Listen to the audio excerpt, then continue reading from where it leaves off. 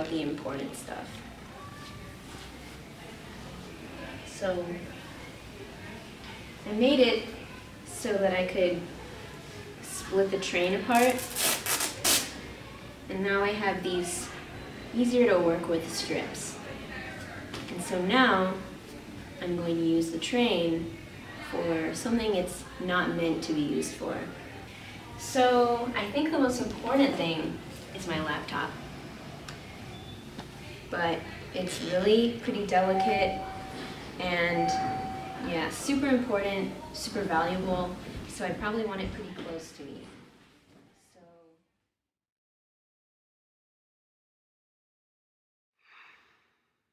I don't really remember a lot about this day, like earlier in the day.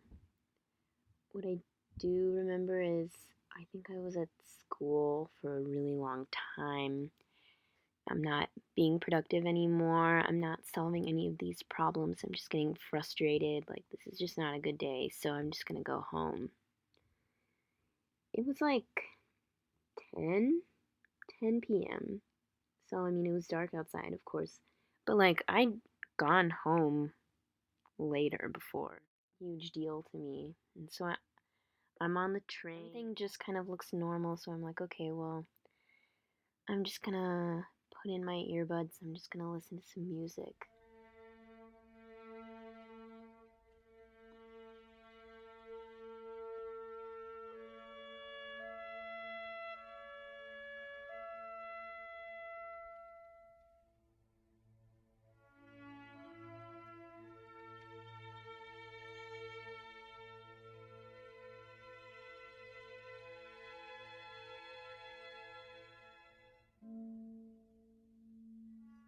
So we're up above ground, and then we go below ground, and that's when I know that we're getting near the station. And so then we come back up, and I get off, and a few other people get off. I'm not paying too much attention. I still have my earbuds in. I'm walking through the station, and I'm going through this like tunnel thing. Not really a tunnel. It's just like an enclosed like overpass thing to get from the station to the sidewalk. And I guess I'm not really paying attention to anything, but I hear some noise, and I'm like, I don't think this is part of the song. So I look behind me, but I don't really see anything out of the ordinary. I see like a girl who looks about my age. I see these two guys that look about my age as well. They look like students. They have backpacks, and they're just like wearing like regular teenage young man clothing. And I see this other guy. He's like, I would say maybe like 6'3". He's pretty tall. Kind of big, but not really that big. Maybe he could be like a football player, I don't know. And he was wearing like a blue athletic jacket, jeans, glasses. He looked really normal, and so I was just like, I guess whoever yelled isn't back there anymore.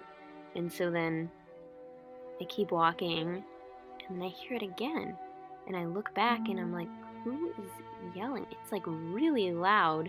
It's like a scream. I'm like, what the fuck? Like, who's yelling? And so I'm kind of worried, but I still just like don't think anything of it. And then I hear it again, and I look back, and it's that tall man, like and he's still yelling, so I know it's him. And he's just shouting out in front of him, and I'm like, who is he yelling at? And so I kind of slow down to be walking with those two guys that I saw, and they kind of chuckle because I think they know that I'm like slowing down to walk with them because I'm freaked out. And they're like, is he yelling at you? And I'm like, I don't think so. And they're like, do you know him? And I'm like, no, I don't know him. I don't think he's yelling at me. And they're like, okay, well, which way are you going? And then we get to the sidewalk, and I'm like, I'm going left. And they're like, I mean, we're going right, but do you want us to walk with you? And I'm like, no, it's okay. I'll just catch up with some other people. And so we get out, and I go left, and I'm pretty far ahead of this guy who's yelling. But I'm like keeping my eye out, and I don't know, like when I'm walking and I'm listening to music, it's like I'm in my own world. But then now suddenly I'm like so present. I'm like, oh. So I look back, and he also goes left, and I'm like, okay, I need to catch up with these other people. So I catch up with the girl, and we're walking, but she's walking so slowly, and I'm like, bro, aren't you worried about this guy? And he's like catching up to us. So I'm like, you know what, fuck, like I'm scared, like I'm just gonna keep walking. And meanwhile, this guy's still yelling right behind us, and I'm like, I need to put as many people between me and this guy as possible. So I'm like going in front of everyone, I'm like weaving through people, but he's like doing the same thing. He'll kind of like look at someone, and then he'll just pass them. And I'm like, okay, is he following me? I jaywalk across the street, and he does the same thing, and that really freaks me out. So I go into this bar, and I go up to the bartender. I go like right to the bar, and I say, there's this guy following me. I think he's gonna come in here right now.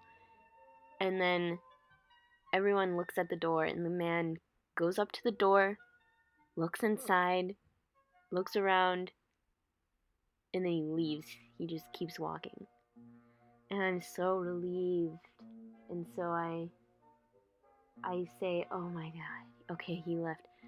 And people are like, what was going on? What was going on? And I said, I was so freaked out. And I was like, I don't know. I was just walking, and I just heard him yelling, and I told him everything. And as I was talking, like my voice was breaking, and I was starting to like cry in front of all these guys. They were just guys in the bar, a few of them, young guys,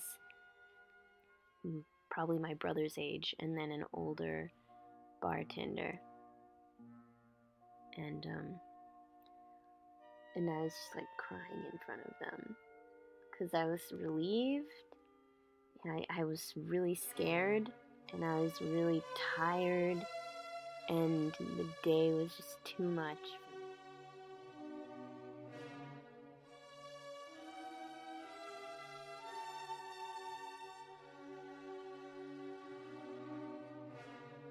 They just like kept asking me questions while I was waiting for a lift to come. I think just to like calm me down. Like, yeah, I mean, you gotta be careful, like